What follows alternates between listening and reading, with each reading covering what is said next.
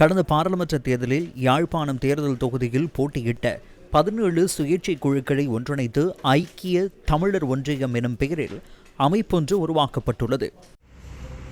எதிர்வரும் காலங்களில் இடம்பெறவுள்ள உள்ளூராட்சி சபை தேர்தல்கள், மாகாண சபை தேர்தல்களிலே போட்டியிடுகின்ற எல்லோரையும் ஒன்றிணைத்து, சுயேட்சையாக போட்டியிடுகின்ற அனைத்து வேட்பாளர்களையும் ஒன்றிணைத்து, வேட்பாளர்களும் வாக்காளர்களும் சிதறுண்டு போகாமல் ஒரு குடையின் கீழ் நின்று போட்டியிடுவதற்குரிய ஒரு முன்னேற்பாடாக இந்த அமைப்பினை நாங்கள் உருவாக்கி இருக்கின்றோம்.